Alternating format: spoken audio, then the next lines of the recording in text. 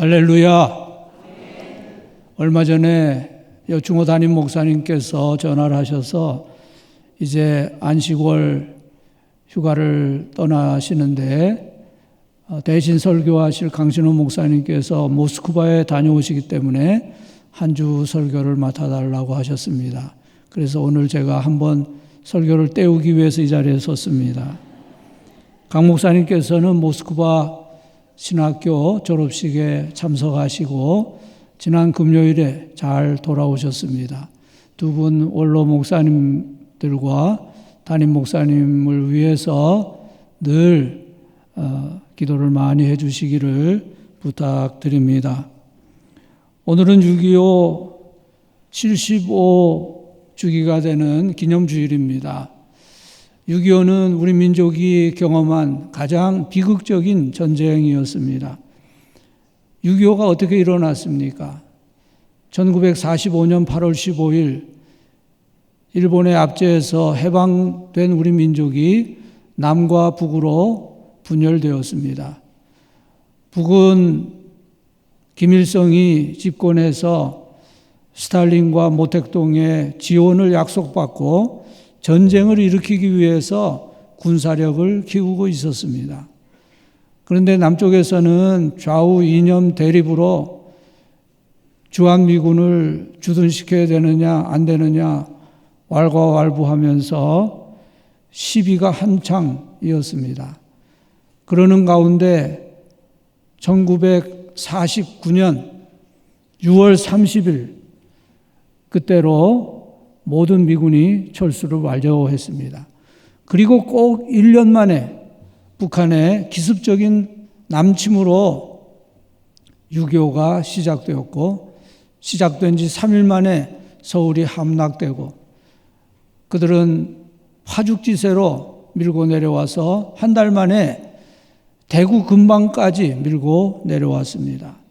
그때 우리나라 전역이 대구와 부산 지역 일부를 제외하고는 모두 공산당의 수중에 들어갔습니다.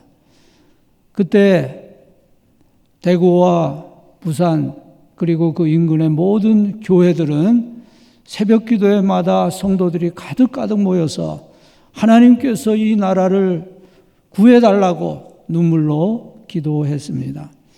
8월 3일 마산과 외관 그리고 영덕에 이르는 낙동강 방어선이 구축이 되고 정말 국군과 유엔군이 결사 그런 대항으로 맞섰습니다. 그때 학도 의용군이나 여성 의용군이나 또 소년 지원단이나 또는 그 노무자들 부대까지 그 포화 속에 뛰어들었고 국군과 유엔군의 피로써 그 마지막 방어선을 지켜냈습니다.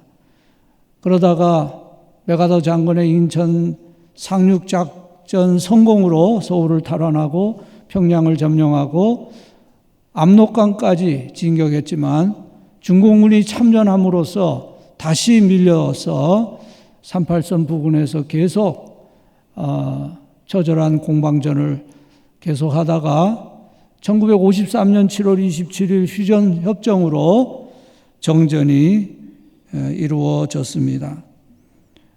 6.25 전쟁을 통해서 국군 전사자가 13만 7,899명이었고 부상자가 45만 742명, 포로와 실종자가 3만 2,838명이었습니다. 우리는 이분들의 희생을 잊어버리지 않아야 합니다. 또 우리는 6.25 전쟁 때 우리나라에 와서 고귀한 생명을 희생한 우방의 장병들을 잊어버리지 말아야 합니다. 그분들이 없었다면 우리나라는 금방 공산화되고 말았을 것입니다. 2010년에 저는 섬기던 교회에서 안식월 휴가를 받아서 미국 동부 지역을 여행하면서 가족들과 함께 여행을 하면서 특색 있는 교회들을 방문하거나 또 주일에는 예배를 드렸습니다. 그런데 오하이오주의 맨스필드라고 하는 그 다운타운을 지나가고 있었는데 우리 한국 지도가 그려진 그런 그 기념탑을 보게 되었습니다. 그래서 이게 뭔가 해서 이제 차에서 내려서 자세히 보니까 한국 전쟁 기념비였습니다. 그 기념비는 여러분 화면에 보시는 이 기념비인데,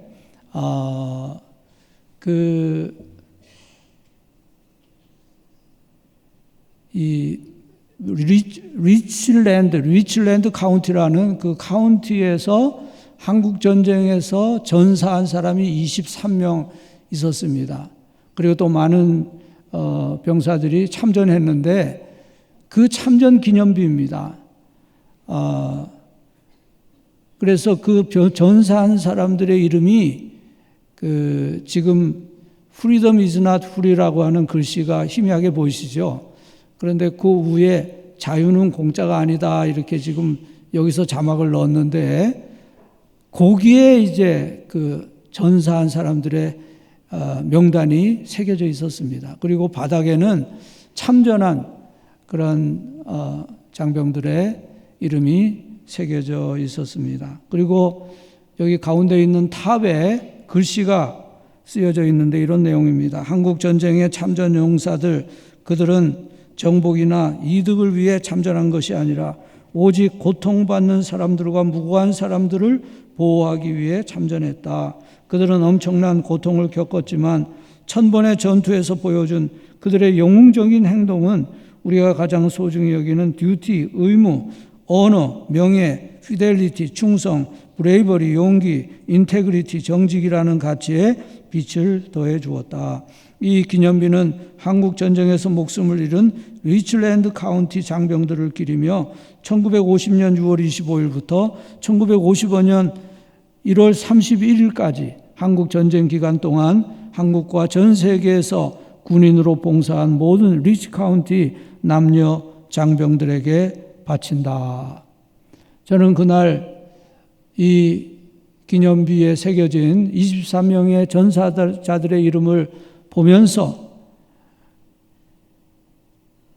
그리고 지구 반대편의 한 작은 나라에서 일어난 전쟁터에 그들의 젊은이들을 보내고 그리고 희생된 젊은이들을 위해서 이 기념탑을 세운 그런 분들을 생각하면서 참 고마움을 느꼈습니다. Freedom is not free라고 하는 그 말은 자유는 공짜가 아니다 그런 뜻인데 자유는 누가 누리게 되었습니까? 우리 한국 사람들이 누리게 되었어요. 희생은 물론 한국 군인들도 희생되었지만 저분들이 와서 이렇게 대신 대가를 치러줌으로써 오늘 우리가 자유를 누리게 된 것입니다. 여러분 6.25 전쟁 때 미군이 몇 명이 우리나라에 참전했는지 아셔요? 몇 명이 참전했냐 하면 178만 9천 명이 왔어요. 178만 9천 명이 왔어요. 어마어마한 그런 군인들이 온 겁니다.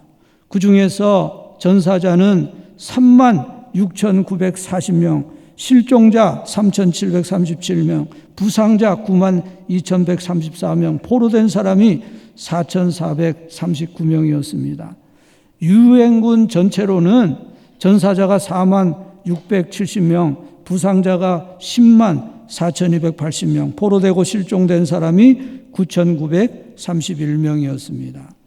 우리는 그들의 희생을 잊어버리지 않아야 합니다. 6.25 전쟁을 통해서 민간인 사망자는 24만 5천 명, 부상자 약 23만 명, 실종자 33만 명이었습니다. 그리고 수십만 명의 전쟁 고아와 미망인들이 발생했고 1,000만 명의 이산 가족이 생겨났습니다. 이제 6.25가 일어난 지 75년이 지났습니다. 지금 우리나라는 어떻게 되었습니까? 전쟁의 폐허 위에서 대한민국은 자유민주주의를 통해서 비약적인 발전을 이루어 왔습니다. 자동차, 조선, 반도체, 가전제품 등에서 기술적으로나 경제적으로 선진국 대열로 올라섰습니다. 반면에 북한은 공산당 독재 체제에서 아무런 자유가 없고 배급도 다 끊겨서 굶어 죽어가고 있습니다. 한국은 북한보다 50배나 더 잘 살고 있습니다. 그런데 지금도 미군이 철수해야 한다고 주장하는 사람이 있는데 그들은 공산화를 바라는 사람들이라고 생각할 수밖에 없습니다. 6.25 전쟁은 아직 끝나지 않았습니다. 아직도 남북이 대치하고 있고 북한은 핵무기와 또 초고속 미사일을 만들어서 우리를 위협하고 있습니다. 역사에서 교훈을 받지 못하는 나라는 망할 수밖에 없습니다. 우리는 우리의 신앙의 자유를 지켜야 하고 또 자유민주주의를 지켜야 합니다. 6.25 때 우리나라가 멸망일보 직전까지 갔지만 하나님 앞에 눈물로 부르짖는 성도들의 기도를 들으시고 하나님이 우리나라를 지켜주신 것처럼 지금도 하나님이 지켜주셔야 우리나라를 지킬 수 있고 또 세속주의와 또 향락주의의 이런 물결에 의해서 우리나라가 무너지지 않고 세계에 우뚝 서는 나라가 될 수 있을 것입니다. 지금 우리나라 경제가 발전하면서 백성들의 마음이 하나님을 떠나가는 것이 걱정입니다. 우리는 우리 자신이 성령 충만하기 위해서 기도해야 되고 한국교회의 영적 부흥이 일어나기 위해서 기도해야 되고 하나님께서 이 나라를 지켜주시기 위해서 기도해야 합니다. 세속주의와 문란한 풍조가 하나님의 진노를 불러오지 않도록 우리는 늘 깨어서 기도해야 합니다. 오늘 본문 말씀은 예수님의 십자가 사건으로 절망에 빠진 글로바와 또 한 사람의 제자가 부활하신 주님을 만나서 새 힘을 얻는 이야기입니다.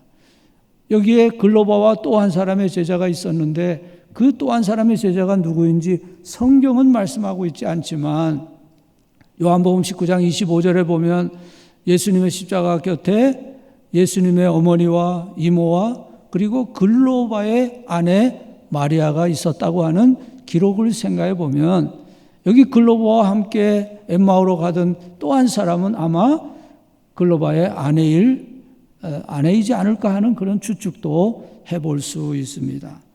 그들은 예수님이 로마 군병들에 의해서 십자가에 달리시고 처참하게 처형되실 때 너무 실망하고 절망감에 사로잡혀서 이제 예루살렘에서 한 10여 킬로 2시간 정도 걸어 내려가는 엠마오로 내려가고 있었습니다. 그런데 부활하신 예수님이 그들에게 다가오셔서 너희가 지금 무슨 이야기를 하고 있느냐 하고 물으셨습니다. 글로바는 예수님의 십자가 사건을 이야기했습니다. 그런데 그의 말을 들어보면 예수님이 이렇게 부활하셔서 그 무덤에 계시지 않는다고 하는 그 여자들의 이야기가 들려왔고 그것을 확인하기 위해서 베드로와 요한 등 제자들이 그 무덤에 가보았는데 역시 예수님은 계시지 않고 그 무덤이 비어 있었다고 하는 사실까지도 알고 있었습니다. 예수님은 십자가를 지시기 전에 여러 차례 이제 십자가에 달려 죽으시고 다시 부활할 것을 말씀하셨습니다. 그리고 그런 소문도 들었습니다. 그런데도 이 두 사람은 예수님의 부활을 믿지 못하고 슬픈 마음으로 엠마오로 가고 있었는데 그들이 부활하신 예수님을 만났을 때 너무 기뻐서 다시 예루살렘으로 달려 올라가서 예수님 부활하셨습니다. 우리가 그 주님을 만났습니다. 이렇게 얘기하는 이 본문의 이야기는 매우 극적인 장면들입니다. 그래서 이 본문을 연극으로 만든다면 3막으로 만들 수 있을 것입니다. 첫째는 두 제자가 예루살렘을 떠나서 엠마오로 내려가는 장면. 두 번째 장면은 2막은 한 낯선 사람이 다가와서 그 두 사람과 대화를 나누는 장면. 그리고 산막은 그들이 엠마오의 어느 집에 들어가서 이제 식사를 하기 위해서 음식을 나누는 장면이 될 수 있을 것입니다. 먼저 제1막의 분위기는 한마디로 낙심입니다. 낙심입니다. 여러분, 때로는 우리의 인생길에도 낙심이 찾아옵니다. 우리가 오랫동안 기대했던 것이 이루어지지 않을 때, 또는 우리에게 너무나 힘든 일이 일어나게 될 때 우리는 낙심하게 됩니다. 그리고 심하면 절망에 빠지게 됩니다. 어느 교회에서 목사님이 신실하신 하나님에 대해서 간증하실 사람이 있습니까? 질문을 했다고 합니다. 그때 쟈니라고 하는 한 성도가 일어났습니다. 그의 나이는 80대이고 그의 머리는 하얗게 휘어있고 그의 피부는 검게 되어 있었습니다. 짠 성도는 일어나서 힘을 다해서 말했습니다. 내 나이 30세에 나는 직업을 잃어버렸습니다. 그때 나에게는 아내와 6명의 배고픈 굶주린 자식들이 있었습니다. 나는 그들을 어떻게 먹여 살릴 수 있을지 알 수가 없었습니다. 내 나이 40에 큰아들이 해외에 나가서 전사했고 나는 큰 슬픔에 빠질 수밖에 없었습니다. 내 나이 52세에 우리 집이 불이 나서 다 타버렸습니다. 하나도 건지지 못하고 빈손이 되었습니다. 내 나이 60세에 40년간 함께 살던 아내가 암에 걸렸습니다. 아내는 서서히 죽어갔고 우리는 여러 날 밤을 함께 울며 기도했습니다. 그리고 내 나이 65세에 아내가 세상을 떠났습니다. 나는 지금도 아내를 그리워합니다. 내가 겪은 일들을 통해 당한 그 고통들은 말로 다 표현할 수가 없습니다. 나는 하나님이 어디에 계시는가 생각했습니다. 아마 우리 중에 많은 분들은 이 쟈니 성도의 이야기를 들을 때 그래도 내 삶은 이 쟈니 성도에 비하면 그래도 평안한 삶이었다, 그렇게 생각하실지 모릅니다. 그러나 우리가 다시 한번 생각해 보면 오늘 우리의 이야기가 바로 이 쟈니 성도의 이야기와 같습니다. 언젠가는 우리도 원치 않는 일을 경험할 수 있고, 언젠가는 우리도 병에 걸릴 수 있고, 언젠가는 우리도 사랑하는 사람을 떠나보낼 것이고, 언젠가는 우리도 세상을 떠나게 될 것입니다. 언젠가 우리는 엠마오로 가는 제자들처럼 꿈이 좌절되고 희망이 사라지는 경험을 하게 될 것입니다. 어떤 부인이 자기 집 지출에 대해서 친구와 대화를 하고 있었습니다. 나는 수입의 30%는 먹는 데 쓰고 또 30%는 집값으로 나가고 또 30%는 교육비로 나가고 또 30%는 교통비와 잡비로 나가. 그러자 친구가 말했습니다. 그러면 120%이잖아. 그때 그 부인이 말했습니다. 내가 그걸 모를 것 같니? 여러분, 우리가 쓸만한 돈이 충분하지 않다고 하는 것은 낙심되는 일이고, 우리 중에 대다수는 아마 언젠가는 그런 상황을 경험했을 것입니다. 낙심은 누구에게나 찾아올 수가 있습니다. 제가 첫 목회를 수원에서 했는데요. 그때 어느 가정을 이제 대신방으로 어느 가정을 갔습니다. 그리고 뭐 의례적인 질문을 했어요. 그 부인에게 뭐 그동안 별일 없으셨죠? 그랬더니 그 부인이 작은 목소리로 정신이 좀 약해서 그래요. 그래서 제가 아니 정신이 약하다는 게 무슨 말입니까? 좀 자세히 말씀해 보세요. 그랬더니 그 남편이 이제 안 믿는 남편인데 부동산을 하나 팔았는데 그것이 그냥 값이 너무나 올라갔다는 거예요. 그래서 너무 속상해하다가 그만 우울증에 걸렸는데 그 우울증이 점점 깊어지는지 막 죽고 싶다 그러고 너무나 힘들어하니까 이 또 마음이 약한 부인까지도 그 우울증이 전염해 오는 것 같다는 거예요. 그래서 제가 그 남편 선생님 당장 내일이라도 만나야 되겠습니다. 제가 그 분을 교회로 불러서 그 남편에게 이야기했습니다. 선생님의 우울증은 신앙으로만 고칠 수 있습니다. 그리고 신앙으로 고치면 쉽게 고칠 수 있습니다. 이제 선생님은 내일 아침부터 새벽 기도에 나오셔서 기도하시는데 그냥 조용히 기도하는 게 아니라 소리를 지르며 기도하십시오. 뭐 기도를 못해도 상관없습니다. 그냥 하나님 고쳐주세요. 하나님 고쳐주세요. 하나님 제 마음 편안하게 해주세요. 그냥 계속 소리를 지르십시오. 그러면 속에 있는 걱정이나 우울증이나 이런 것이 다 밖으로 나옵니다. 그리고 새벽 기도회가 끝나면 저하고 테니스를 같이 치십시다. 그래서 그 남편이 그 다음 날부터 새벽 기도회를 나와서 기도를 했습니다. 그리고 기도회가 끝나면 저하고 같이 테니스를 치기 시작했습니다. 그랬더니 얼마 되지도 않아서 뭐 두세 달 됐는지 얼마 되지도 않아서 그분의 우울증이 낫게 되었습니다. 그리고 저희는 이제 교회를 사면하고 미국으로 갔기 때문에 그 가정의 소식을 전혀 모르고 있었습니다. 그런데 그 가정도 잘 알고 또 저도 잘 아는 어느 목사님이 중간에 연결을 해줘서 이제 지난 화요일, 요전 화요일입니다. 화요일 날 42년 만에 그분들을 만나게 되었습니다. 그런데 그분들의 이야기를 들어보니까 저희가 그 교회를 떠난 다음에 이제 그분들도 서울에 올라와서 지금은 아주 수만 명이 모이는 대형 교회가 된 교회인데 그 교회 창립 멤버가 되었다는 거예요.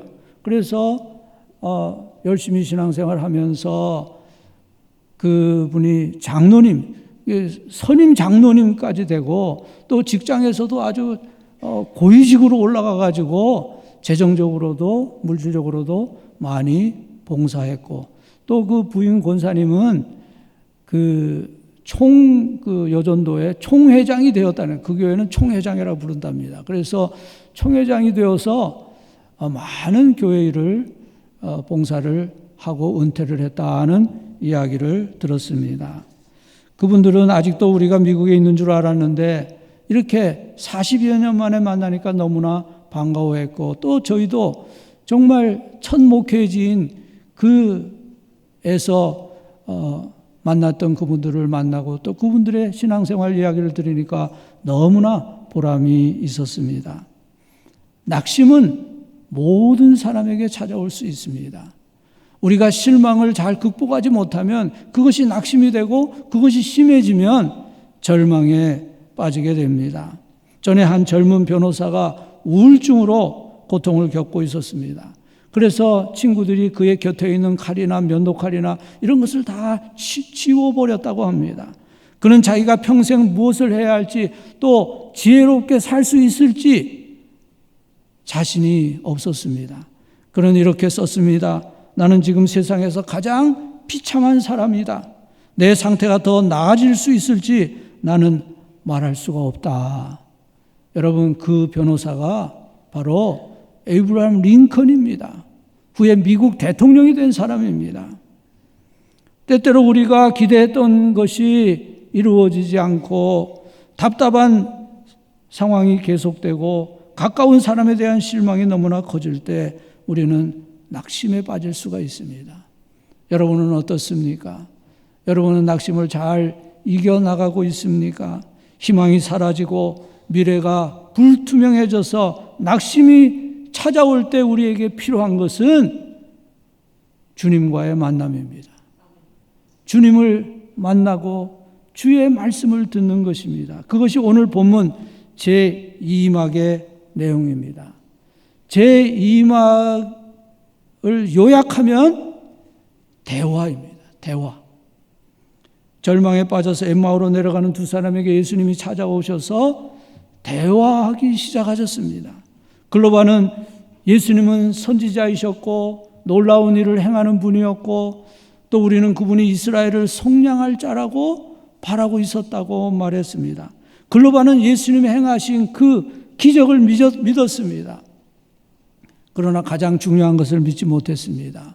예수님의 부활을 믿지 못했습니다. 낙심이 어디에서 옵니까? 불신에서 옵니다. 의심에서 옵니다.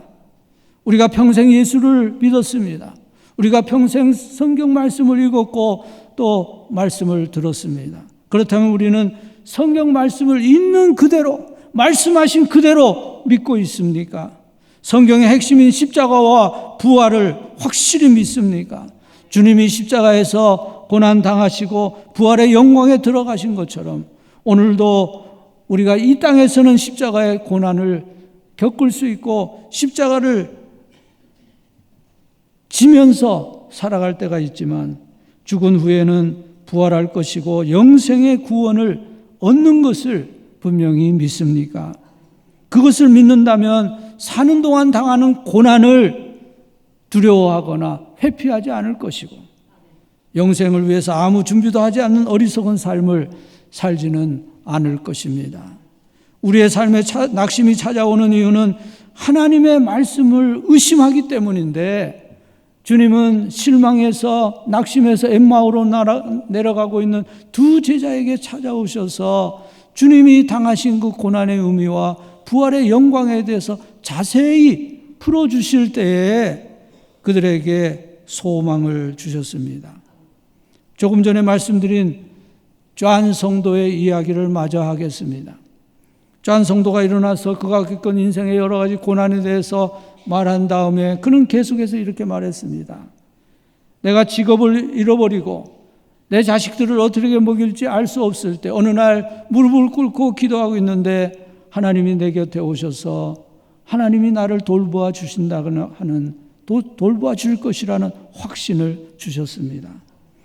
내가 아들을 잃었을 때 하나님은 그 아들의 묘지 옆에서 나를 붙드시고 하나님께서 하나님의 외아들을 내어주셨기 때문에 내 아들은 영원히 죽지 않고 산다는 것을 깨닫게 해주셨습니다. 내 집이 불타버렸을 때 살아계신 주님이 나를 찾아오셔서 주님이 나보다 먼저 가셔서 내가 살 영원한 집을 예비해 주셨기 때문에 이제부터 나는 그 영원한 성을 바라보며 살아야 한다는 것을 깨닫게 해 주셨습니다. 내가 아내를 잃어버렸을 때 잠자리에 누워있는 나에게 주님이 찾아오셔서 내 눈의 눈물을 씻어주시면서 나를 믿는 네 아내는 죽어도 영원히 살 것이라고 말씀하셨습니다.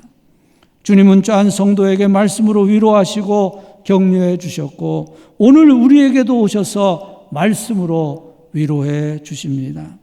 우리는 말씀으로 역경을 이겨나갈 수 있습니다.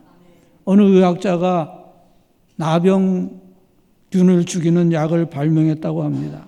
그 약이 얼마나 신통한지 그 약을 주사하기만 하면 나병균이 100% 죽었습니다. 그런데 문제는 환자도 같이 죽는 것이었습니다. 그러면 그 약이 좋은 약이겠습니까?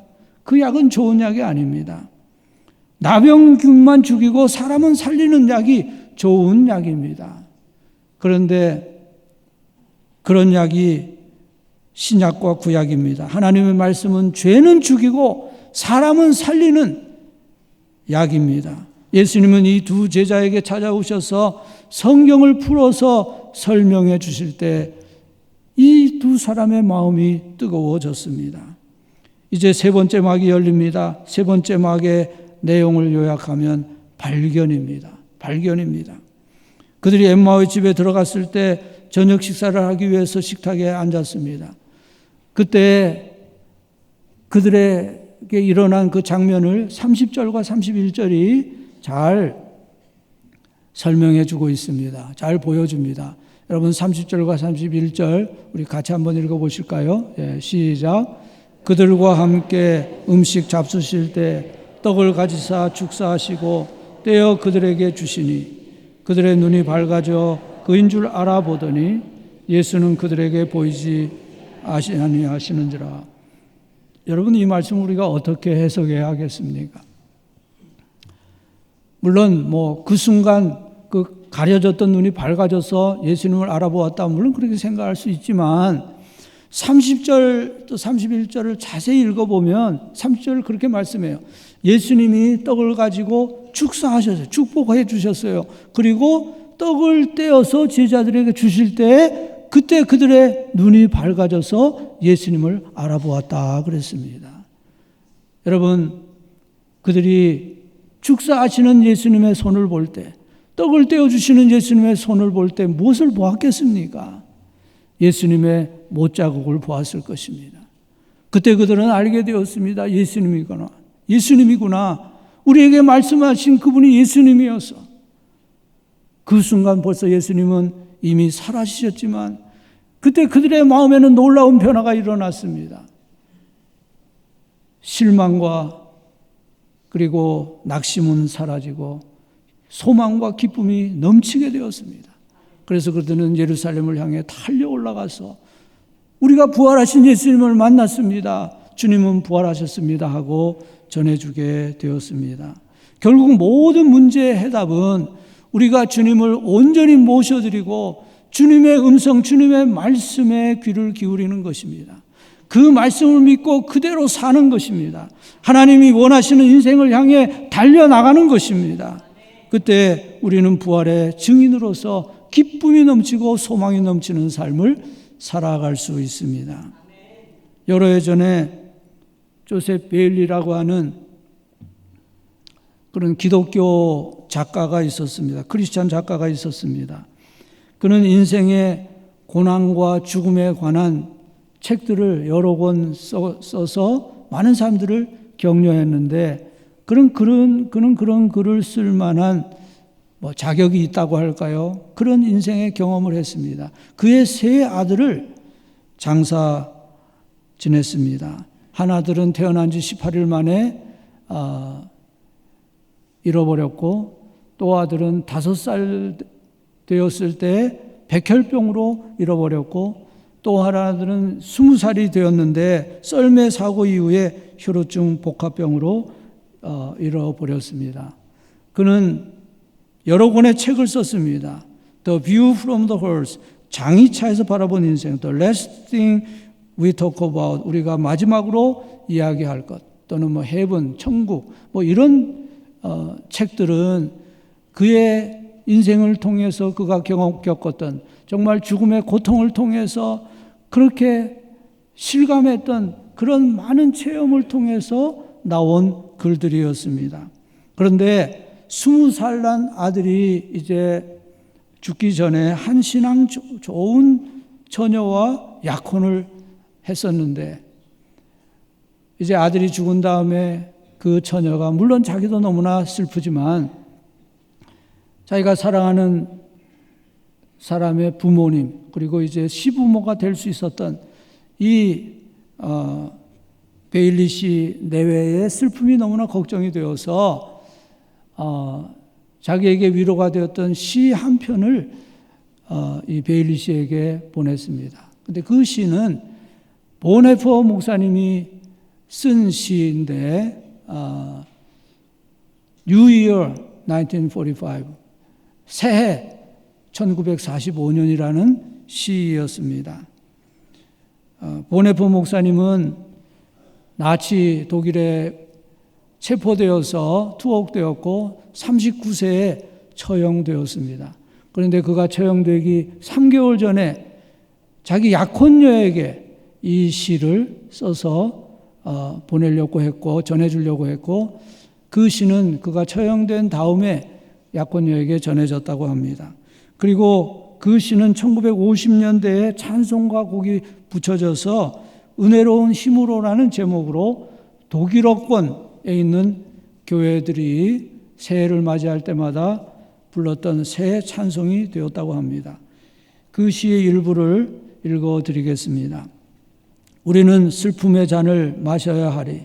주님이 명하신다면 고통의 마지막 한 방울까지 마셔야 하리. 우리는 망설이지 않고 주님의 사랑에 손으로 주시는 모든 것을 감사함으로 받으리라. 모든 선하신 능력이 우리를 도우시고 보살피는 동안 우리는 미래를 향해 담대히 나아가리. 그것이 무엇이든지 저녁에 그리고 아침에 하나님이 우리와 함께 계시리라. 오 특히 새해 첫날마다 우리와 함께 하시리라. 조셉 베일리 씨는 이제 며느리가 될 그 처녀로부터 이 시를 받고 이 시를 자기의 책, 천국이라는 책에 실었습니다. 그런데 그의 장남이 죽은 지 12년 만에, 그리고 보네포 목사님이 죽은 지 30년 만에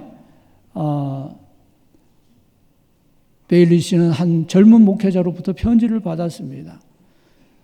그 목사님은 보스턴에 있는 어느 병원에 아주 중한 상태에 있는 한 노부인을 신방한 이야기를 그 편지에 썼습니다. 그 목사님은 그 노부인에게 신방을 가면서 이 헤븐이라는 이 베일리 씨의 책을 이제 그 부인에게 전해 주었고, 그 노부인이 밤새 그 책을 읽고 그 다음 날 많은 위로를 받았고 또 큰 도움이 되었다고 말했다는 겁니다. 그리고 며칠 후에 그 부인은 천국을 향해 떠나갔습니다. 그 부인은 2차 대전이 끝난 후에 미국으로 이민 왔던 마리아 폰 위더마이어 보네포 목사님의 약혼녀이었습니다. 보네포 목사님은 약혼녀인 마리아를 위해서 이 시를 썼고, 그 시는 또 다른 약혼녀에게 전해졌고, 그 약혼녀는 사랑하는 남자의 부모에게 그 시를 전해주었고, 그 부모는 그 시를 책에 실어서 고통당하는 많은 사람들에게 위로와 격려를 주었고, 마지막에는 다시 보스턴의 병원에서 죽어가는 마리아에게 그 시가 전해졌습니다. 전도서 11장 1절, 너는 내 떡을 물 위에 던져라, 여러 날 후에 도로 찾으리라 말씀합니다.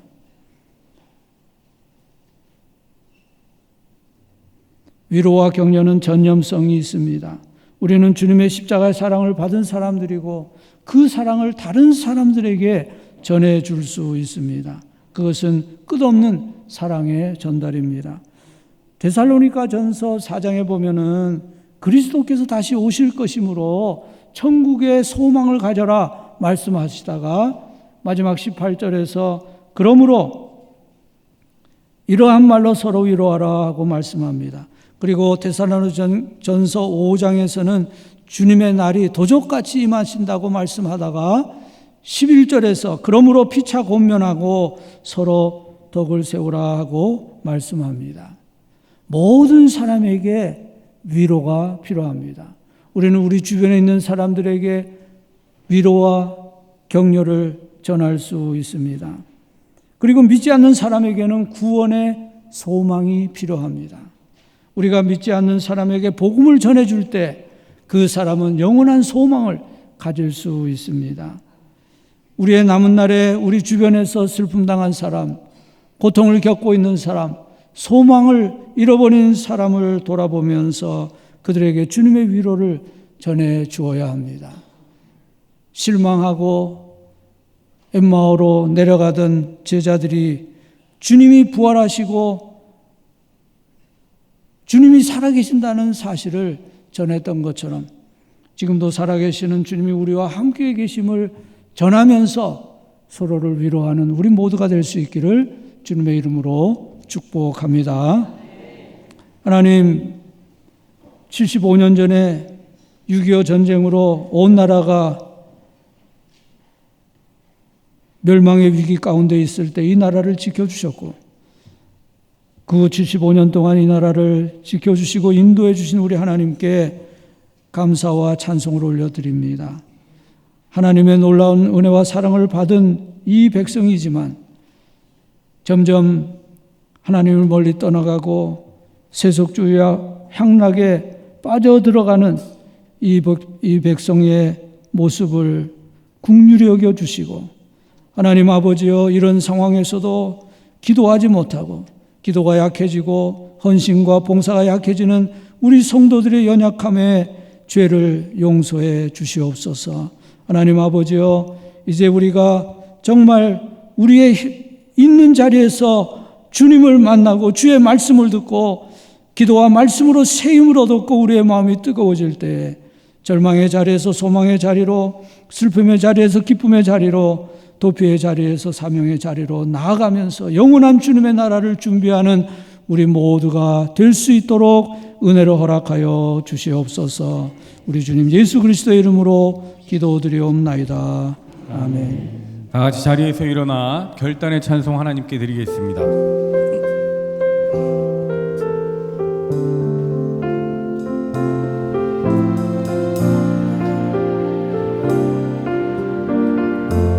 선한 능력으로 주 선한 능력으로 안으시네 그 크신 팔로 날 붙드시네 절망 속에도 흔들리지 않고 사랑하는 주 얼굴 구하리 선한 능력으로 선한 능력으로 일어서리 주만 의지하니 믿음으로 우리 고대 안에 주 오실 그날 영광의 새날을 맞이하리 이전의 괴로움 나 헤워싸고 고난의 길을 걷는다 해도 주님께 모두 맡기고 우리 영혼 끝내 승리의 날을 맞으리 선한 능력으로 선한 능력으로 일어서리 주만 의지하니 믿음으로 우리 고대 안에 주 오실 그날 영광의 새날을 맞이하니 주님이 마신 고난에 주님이 마신 고난의 승자를 우리도 감사하며 받으리 주님의 남은 고난 채워가며 예수와 복음 위에 살리라 선한 능력으로 일어서리 주만 의지하니 믿음으로 우리 고대 안에 주 오실 그날 승리의 새날을 맞이 선한 능력으로 일어서리 선한 능력으로 일어서리 주만 의지하니 믿음으로 우리 고대 안에 주 오실 그날 승리의 새날을 맞이하리 이제 받은 말씀 붙잡고 함께 기도하겠습니다. 아버지 하나님, 우리의 여러 현실의 문제 가운데 우리를 낙심하지 않도록 붙잡아 주시옵소서. 낙심한 바로 그 자리에서 주님을 만나게 하시고 주님의 음성을 듣게 하시고 무엇보다 부활하신 주님이 지금 우리와 함께 하심을 새롭게 발견하게 하여 주옵소서. 그래 모든 삶의 문제를 넉넉히 이기게 하시고 오히려 낙심한 이웃들을 위로하게 하여 주옵소서. 우리 이런 기도 제목 가지고 주여 부르짖고 기도하겠습니다. 주여! 아버지 하나님, 우리의 연약함을 불쌍히 여기시며 우리를 책망하지 아니하시며 오히려 우리를 위로하시는 그 크신 하나님의 사랑에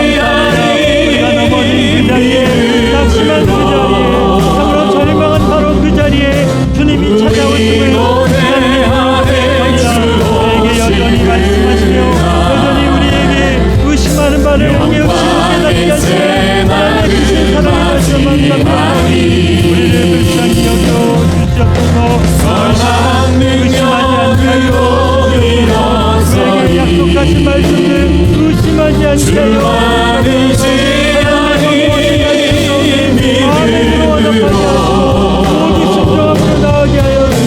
우리 고뇌하네 주 오시리라 낙심하는 것들 가운데 무너지지 않도록 붙잡아 주시옵소서. 믿음의 반석에 다시 한번 설 수 있도록 우리를 붙잡아 주시옵소서. 예수님 이름으로 기도드리옵나이다. 아멘. 이제 림영성 목사님 축도해 주시겠습니다. 이제는 우리 주님 예수 그리스도의 무한하신 은혜와 하나님 우리 아버지의 극진하신 사랑하심과 성령님의 감화하시고 충만하시며 교통하심이 우리 자신의 성령 충만을 위해서 기도하며 사랑하는 가족들, 하나님 마음에 합한 사람들 되기 위해 기도하며 교회의 영적 부흥이 일어나길 위해 기도하며 이 백성, 이 민족이 하나님 앞에 거룩한 백성 되기 위해서 간구하며 기도하는 특별히 노량진 교회에 속한 모든 성도들과 믿음의 가정들 위해 한국교회와 이 땅의 모든 백성들 위해 이제로부터 영원토록 함께 하시기를 간절히 축원하옵나이다. 아멘.